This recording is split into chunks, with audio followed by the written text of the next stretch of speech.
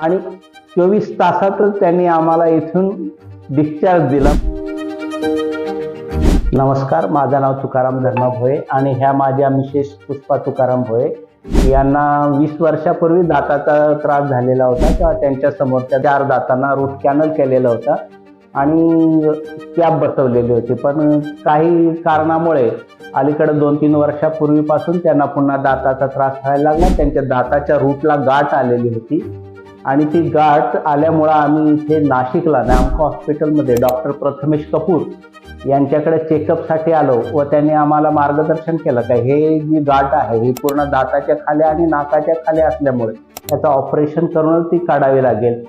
आणि आम्ही थोडा मागे पुढे विचार केला आणि आम्ही ही सर्जरीसाठी तयार झालो आणि एकदम उत्कृष्टरित्या त्यांनी आमची सर्जरीला आम्हाला म्हणजे सुरुवातीपासून शेवटपर्यंत जे मार्गदर्शन केलं आणि चांगल्या प्रकारे सर्जरी केली.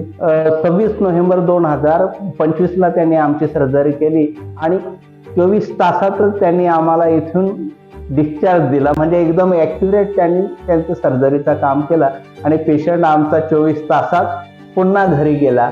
पुन्हा महिन्याने त्यांनी बोलवलं तसं आम्ही येत जातो आणि आता आमचा पेशंट एकदम ठीकठाक आहे.